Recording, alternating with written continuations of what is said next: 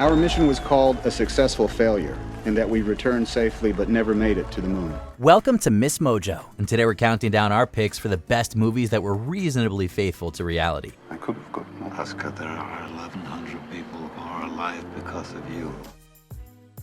Number 30, The Big Short. And then that happens. What is that? That's America's housing market.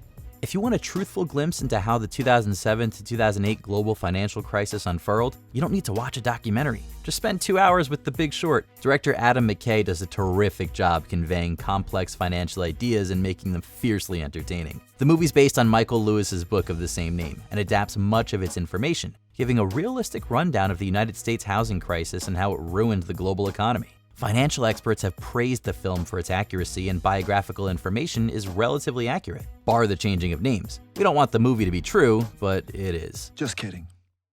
Banks took the money the American people gave them and they used it to pay themselves huge bonuses and lobby the Congress to kill big reform. And then they blamed immigrants and poor people. Number 29, Master and Commander, The Far Side of the World. I could walk briskly, pausing only to take the most important measure, but certainly making valuable discoveries that could help advance our knowledge of natural history. While the story is entirely fictional, Master and Commander is probably the closest you'll ever get to living during the Napoleonic Wars. A tremendous amount of research went into making this movie, and a tremendous amount of talent was required to bring it to the screen. Virtually everything you see and hear in the film is realistic. The primitive medical practices, the costumes, the sailing techniques, the Oscar-winning sounds of battle, all brilliantly captured and ripped straight from the history books. They even filmed aboard the HMS Surprise, which is a full-scale replica of the HMS Rose from the 18th century. No detail was spared, and the results are magnificent. England is under threat of invasion.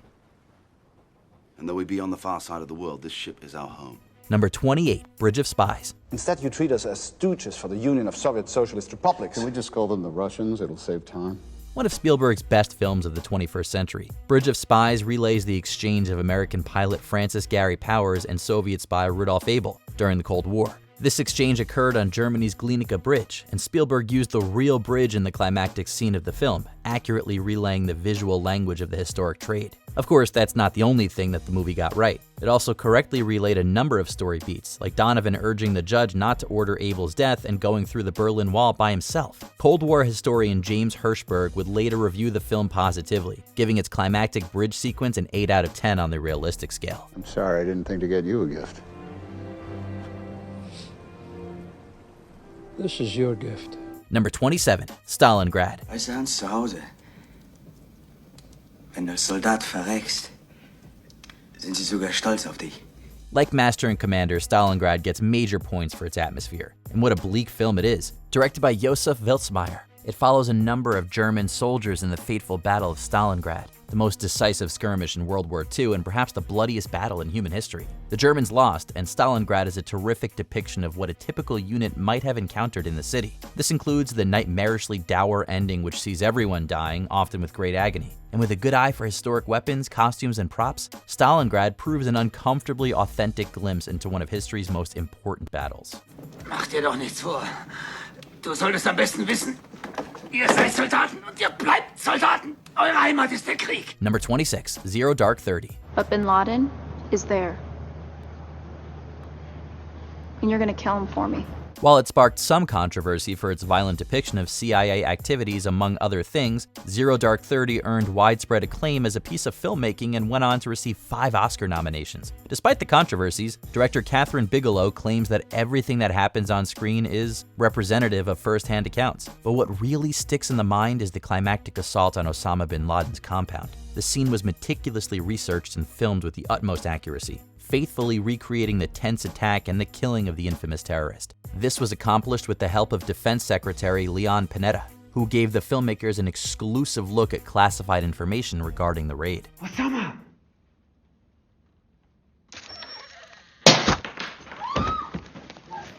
Number 25, All the President's Men. I never asked about Watergate. I simply asked what were Hunt's duties at the White House. They volunteered he was innocent when nobody asked if he was guilty. Alan J. Pakula's film is a tense and terrific espionage thriller, and the best part about it is that it's real. All the President's Men is based on the book of the same name by Carl Bernstein and Bob Woodward, two journalists at the Washington Post who uncovered the Watergate scandal. Their work has been called maybe the single greatest reporting effort of all time, and it's all relayed in fascinating detail throughout this film. It's accurate in both the details and the general atmosphere of the time, faithful to the historic characters and the integrity of professional journalism. Even the physical details of the office were correct, thanks to having the executive editor of the Washington Post as a consultant. I can't do the reporting for my reporters, which means I have to trust them. And I hate trusting anybody. Number 24, Hotel Rwanda. They said there wasn't any room. There's always room. Hotel Rwanda earned critical acclaim and 3 Oscar nominations. It depicts the terrifying events that occurred in Rwanda throughout the spring and summer of 1994, in which the Tutsi group were systematically killed by Hutu militias. It's estimated that up to 800,000 people died in the attacks. Hotel Rwanda is an unfortunately faithful recreation not just of the general events, but the specific story of Paul Rusesabagina, who housed refugees in his hotel. This part of the movie is certainly looser than the general atmosphere of the killings, which are depicted with startling accuracy and prove a good history lesson for those interested in the tragic event. I am glad that you have shot this footage, and that the world will see it. It is the only way we have a chance that people might intervene. Number 23, Malcolm X. But I believe the true practice of Islam can remove the cancer of racism from the hearts and the souls of all Americans. Considered one of Spike Lee's best films, Malcolm X is an epic concerning the life of the titular activist. The details were taken straight from the autobiography of Malcolm X, which was published back in 1965 and written by both Malcolm X himself and journalist Alex Haley. The film remains mostly accurate, adapting much of the book and correctly depicting many events. It was also praised for its complex depiction of the titular hero, with Spike Lee saying that it examines all the different Malcolms as making up one Malcolm. The director also conducted independent research, like interviewing Malcolm X's relatives in order to get the most realistic account of the man possible. The results are staggering. Beware of them cameras. Oh, them cameras are bad as any narcotic. Number 22, Zodiac. Travis and I worked here side by side for 10 years. His foot gets crushed in an accident and the killings begin. Coincidence? I don't know. You're a cop, man.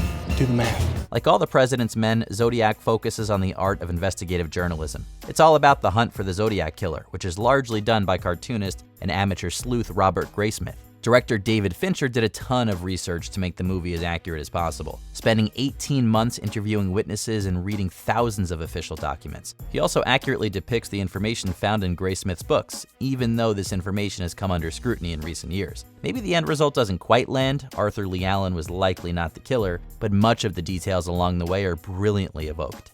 Just because you can't prove it doesn't mean it's not true. Easy, Dirty Harry. Finish the book.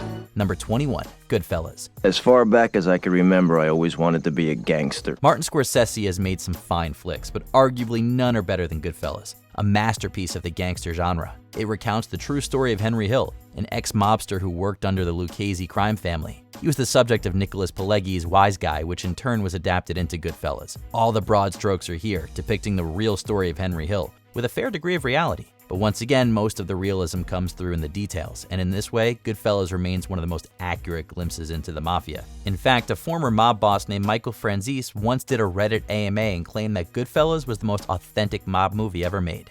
Not just, you know how you tell a story. What? Number 20, Lawrence of Arabia. One of David Lean's many masterpieces, Lawrence of Arabia details the experiences of T.E. Lawrence in the First World War. He was the most extraordinary man I ever knew. Did you know him well? I knew him. The movie is based on Lawrence's own book, 7 Pillars of Wisdom, which was published in 1926. The film has its flaws in regards to history, using dramatic license to depict an epic cinematic adventure. Most of the criticism is aimed at the portrayal of Lawrence himself, but many biographers have argued against this criticism. The defenders claim that while imperfect, the movie contains a reasonably accurate depiction of the historic figure and his actions. Biographer Stephen E. Tabachnik even praises the film as a whole, calling it appropriate and true to the text of 7 Pillars of Wisdom. Could you give me a few words about Colonel Lawrence? What, more words? The revolt in the desert played a decisive part in the Middle Eastern campaign. Number 19, Milk. On January 8, 1978, the openly gay Harvey Milk made California history when he was inducted as a member of the San Francisco Board of Supervisors. You're pretty cute, but I don't date guys over 40. Well, then this is my lucky night. Why's that? I'm still 39. His film is quite accurate, with its story tracing back to the 1982 biography The Mayor of Castro Street, which was written by San Francisco Chronicle reporter Randy Schiltz. This book inspired the Oscar-winning documentary The Times of Harvey Milk. These sources provide a great framework for the film, which accurately captured the life of Milk and the politics of the day. Even the chilling words of Milk predicting his own assassination were lifted directly from the documentary. Friday, November 18th. This is only to be played in the event of my death by assassination. The Guardian called Milk the creme de la creme of faithful biopics, and it's not hard to see why. Number 18, Spotlight. Winning Best Picture at the 88th Academy Awards, Spotlight follows a small news team as they reveal uncomfortable truths within the Catholic Church. Keep our eye on the Herald. They run this, and they get it wrong. The church will bury it. We got to do this now. The film is an accurate retelling of the real Spotlight team and its efforts in winning this 2003 Pulitzer Prize for Public Service. Included are the award-winning reporters and the Boston Globe's editor-at-large, Walter V. Robinson. Some events were made up or exaggerated for dramatic purposes, but the film remains a fairly realistic portrayal of history. Even the Catholic Church praised the film's authenticity. The Catholic News Service called it generally accurate, and Vatican Radio referred to it as honest. Sometimes truth is more disturbing than fiction. It's a big school, Robbie. You know that. And we're talking about 7 alleged victims over, what, 8 years? Number 17, Gallipoli. Starring Mel Gibson as Frank Dunn, Gallipoli is another film centered around the Ottoman Empire in the First World War. No, thanks. If you blokes all want to go and get yourselves shot, go ahead.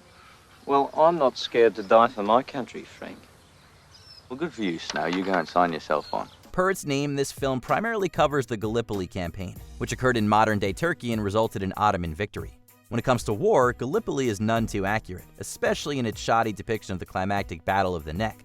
Most of the film's accuracy lies in its representation of lifestyles. For example, Gallipoli accurately conveys the horrific conditions that soldiers faced throughout the Gallipoli campaign. Furthermore, it serves as a fantastic period piece about Australian life in the early 20th century. When it comes to visuals and atmosphere, Gallipoli is a triumph of accuracy. I'd be ashamed of myself if I didn't fight. Well, that only proves one thing, that you and I are different. Let's drop it, eh? Number 16, The Imitation Game.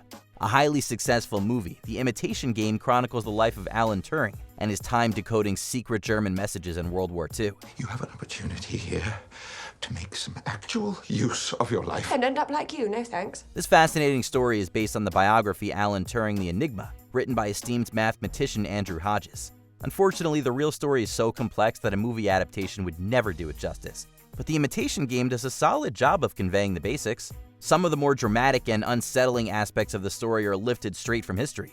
These include Turing being put on trial for homosexual indecency and his subsequent chemical castration. The film even earned praise from Turing's descendants, many of whom complimented the performance of Benedict Cumberbatch. Well, the judge gave me a choice, either 2 years in prison or hormonal therapy.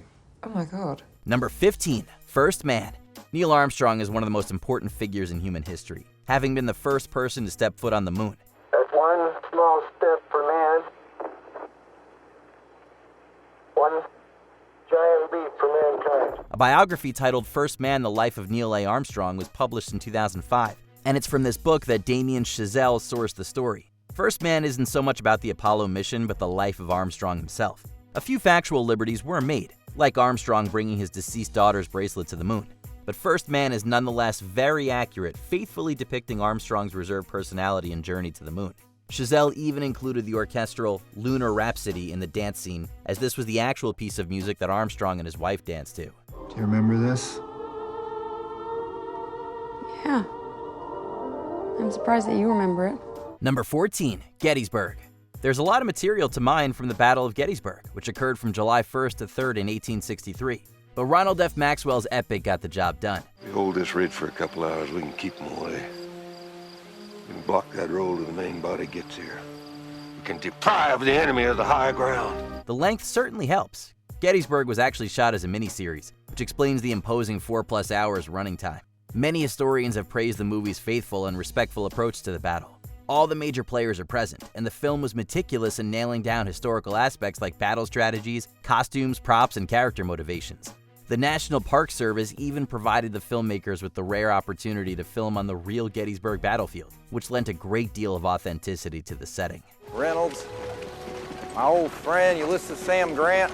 There were some good men in that army. Yes, sir, there were indeed. Some of those men are waiting for us now up ahead on those ridges. Number 13, The Longest Day. Military historian Cornelius Ryan wrote The Longest Day, a very popular book about the D-Day invasion of 1944. There it is, men. Omaha Beach, dead ahead. It was published in 1959 and turned into a movie just 3 years later. Nearly 3 hours in length, the film serves as an epic examination of the Normandy landings. Many cast members actually served in World War II, and their military experience is central in the film's accuracy. Richard Todd, who plays Major John Howard, actually took part in D-Day and even helped recreate his own personal experience for the movie. The film was also shot at many real locations, including Pont de Hook, and D-Day veterans worked as historical consultants. It all ensured a war epic that brims with genuine and frightening history. Oh, the evil of it all, trying to down a man before he's even had a chance to fight. Ah, come on.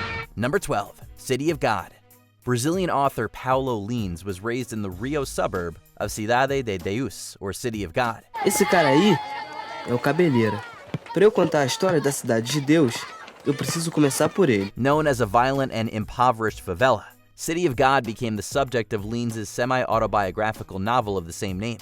With the story spanning multiple decades, City of God offers unknowing viewers a horrific and tragic glimpse into the favela's geography, economy, and culture of organized crime. The film is even composed of amateur actors, many of whom came from the real City of God. They underwent an acting workshop that taught them how to simulate the area's crime. The movie was shot in a real favela, with producers coming into conflict with local slumlords. The resulting atmosphere is authentically gritty and uncomfortable. Todo dia alguém apanhava, alguém ia preso, alguém se dava mal.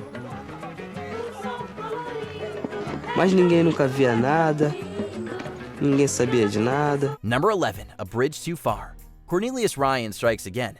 Based on his 1974 book of the same name, A Bridge Too Far recounts the story of Operation Market Garden. That, gentlemen, is the prize. The bridge over the Rhine. The last bridge between us and Germany. This was one of the largest airborne operations of World War II. Its aim was to secure various bridges in the Netherlands, thereby granting Allied access into Germany.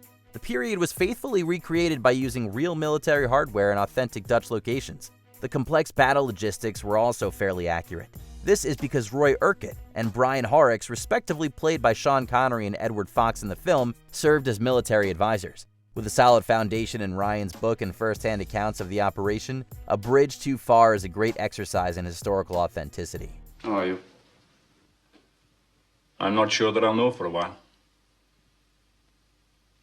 But I'm sorry about the way it worked out. Number 10, Come and See. A subversive response to a long history of Soviet war propaganda films, Come and See was written by director Elem Klimov with the help of an ex-partisan who fought against the Nazis, along with numerous eyewitness accounts. The production of the subjective and the realistic portrayal of the German occupation of Belarusia was almost as brutal as the subject matter. Alexei Kravkin, playing the lead role, was a non-professional actor who endured fatigue and hunger during filming, all the while dodging live ammunition used instead of blanks for the filming. Meanwhile, wartime documentary-style footage made the film a stunning testament to the suffering endured by ordinary people fighting for their lives on the Russian front. Я только полетаю над вами, пришлю гостинчиков. А можем клетки прислать. Number 9, Flags of Our Fathers. And if we wish to truly honor these men, we should remember them the way they really were, the way my dad remembered them. In 1945, Joe Rosenthal's iconic photograph of U.S. Marines raising the stars and stripes on the captured island of Iwo Jima brought fame to its subjects. Clint Eastwood's epic war film was based on a best-selling book written by the son of one of the men in the photo, James Bradley, who also provided narration and interviews with veterans for the movie. I'm sorry. Sorry.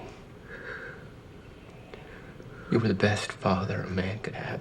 Flags of Our Fathers' depiction of the horrors of warfare and the tragedy of what comes after was praised by the U.S. Marine Corps chief historian for its attention to detail and historical verisimilitude, particularly the depiction of the harsh terrain where the Marines fought. Number 8, Lincoln. Historians and critics gave a warm reception to this painstaking recreation of President Lincoln's fight to have the 13th Amendment passed in the closing months of the American Civil War. It's not Wilmington Port. It's not a military campaign. It's the amendment to abolish slavery. Why else would you force me to invite demented radicals into my home? The film was shot in Richmond, Fredericksburg, and Petersburg in Virginia, where historical architecture from the period remains today. Daniel Day-Lewis received widespread accolades for his masterful performance as President Lincoln, paying attention to key character details like the president's unexpectedly high voice and propensity as a master storyteller. They said she murdered her husband. He was 83. He was choking her, and she grabbed a hold of a stick of firewood and fractured his skull, and he died. Tommy Lee Jones was also praised for his performance as Thaddeus Stevens, a 19th century master of insults and sarcastic wit. Slavery is the only insult to natural law, you fatuous nincompoop. Number 7. Das Boot. This claustrophobic depiction of wartime life aboard a German U-boat submarine was based on a novel by Lothar Gunther Buchheim, who served as a naval war correspondent on the U-96 during World War II's Battle of the Atlantic.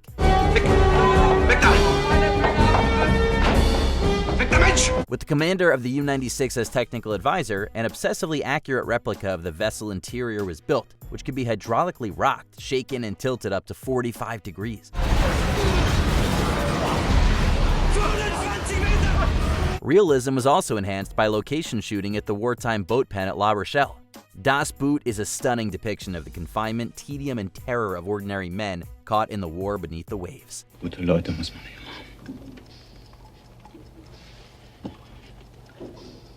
immer. Gute Leute. Number 6. Tora, Tora, Tora.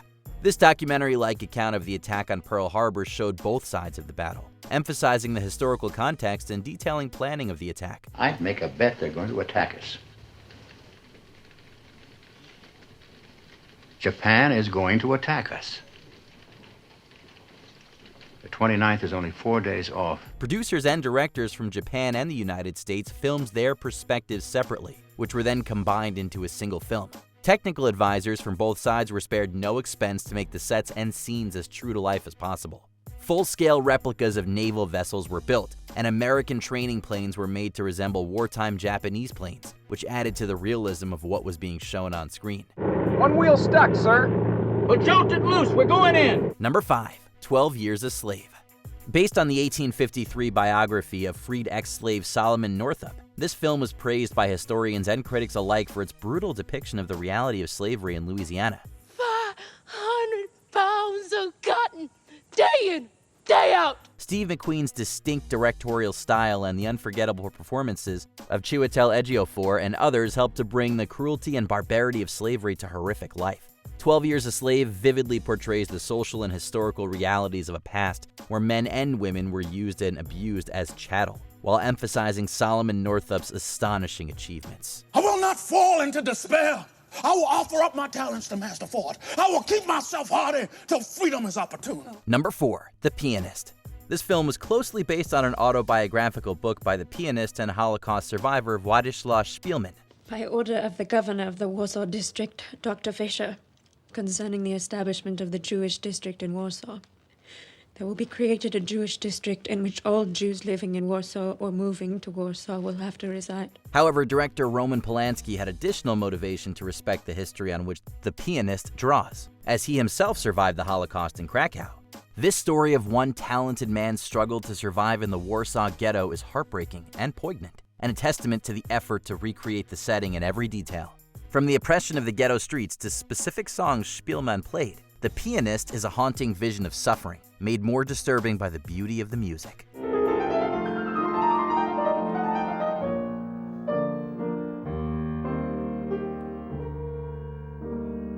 Number 3. Schindler's List. Steven Spielberg's award-winning movie is considered by many to be the greatest film about horrors of the Holocaust ever made. Tomorrow, you'll begin the process of looking for survivors of your families.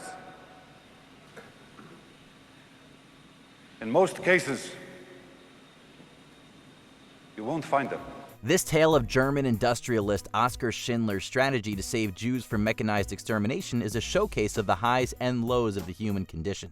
Holocaust survivor Leopold Poldek Pfefferberg spent years working to have his story of one man's struggle to save those caught in the maw of a destructive hate machine made, and Spielberg's grim and realistic portrayal helps ensure it will never be forgotten. The list is an absolute good. The list is life. All around its margins lies the gulf. Number 2. Downfall. The paranoia and surreal madness of Adolf Hitler's last 10 days holed up in his bunker were masterfully recreated in Downfall, a war flick known in Germany as Der Untergang. Es ist unmöglich, unter diesen Umständen zu führen. Es ist aus.